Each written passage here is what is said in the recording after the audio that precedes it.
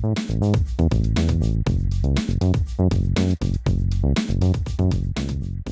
for tuning in to this week's news recap. Holy Acronym, the DTCC pilots a CBDC with the DDP.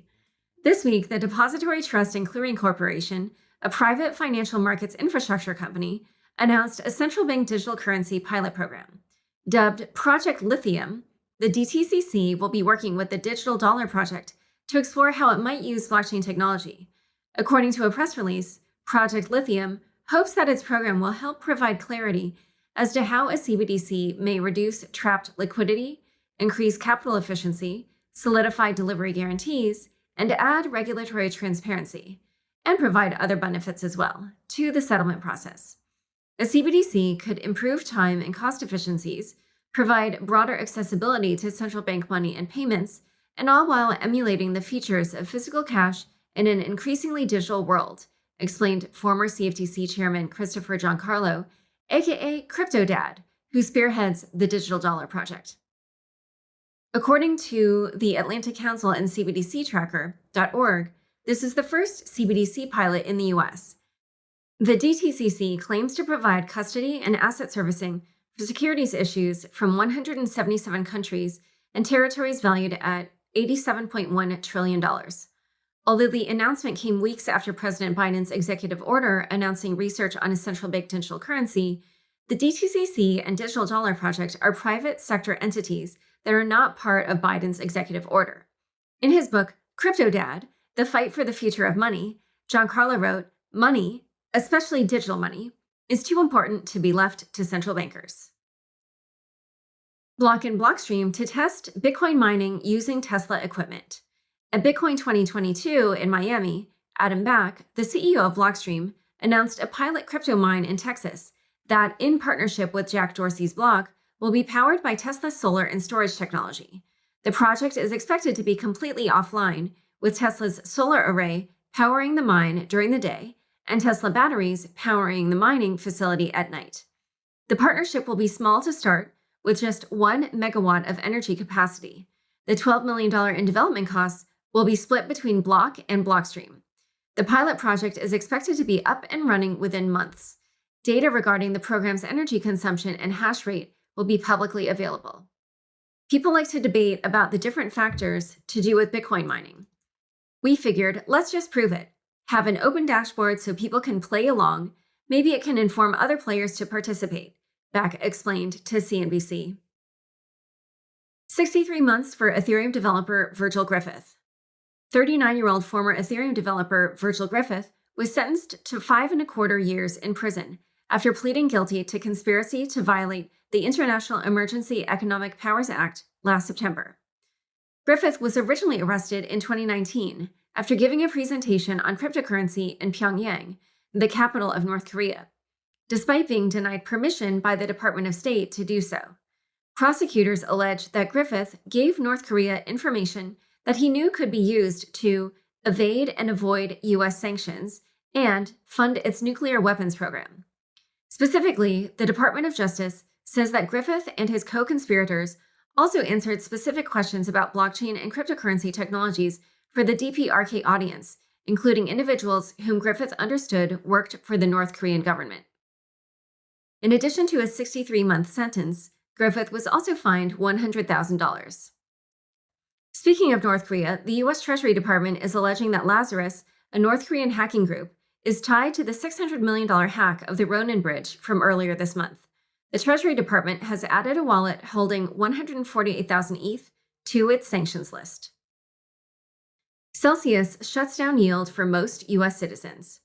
U.S. regulators continue to force crypto companies to halt offerings of retail-based crypto yield. This week's mark was Celsius, a crypto rewards platform that, much like BlockFi, offers an earn platform where users can deposit crypto tokens and accumulate yield at a rate between 0.65 and 18.63% per year. According to a Celsius blog post this week, non-accredited U.S. customers will no longer have access to its yield product starting April 15th due to regulatory uncertainty. As we have previously acknowledged, Celsius has been working closely with regulators around the world. It is our intention to be as transparent with our community as possible, Celsius wrote. More specifically, we have been in ongoing discussions with United States regulators regarding our Earn product. As a result, there will be changes to the way our Earn product will work for users based in the United States. This means that Celsius customers who make less than $200,000 a year or do not have a net worth of $1 million will be barred from earning interest on the platform. Celsius customers who had deposited tokens before Friday, April 15th, will be grandfathered into Celsius's Earn program and can continue to obtain yield on their investments. The news is not surprising to anyone who has kept up with the crypto yield space.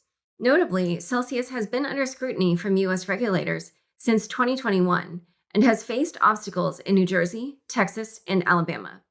Furthermore, Celsius's major competitor, BlockFi, paid a $100 million fine to the SEC and state regulators for offering a lending product, which the SEC believes is a securities product, to U.S. citizens without registering.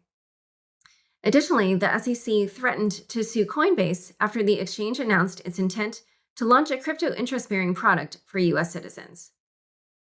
Coinbase listings spark skepticism and an insider trading allegation. In an effort to increase transparency in token listings, Coinbase published a blog post revealing 50 tokens for which the exchange is considering offering support. The decision seems to have backfired. First of all, the list of tokens being considered was met with skepticism on Twitter.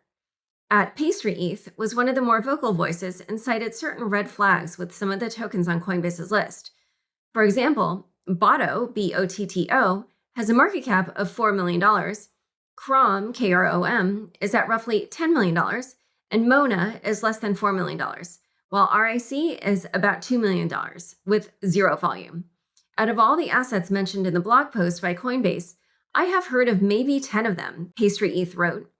Additionally, nearly half of them are under $20 million market cap, and some as low as even $5 million.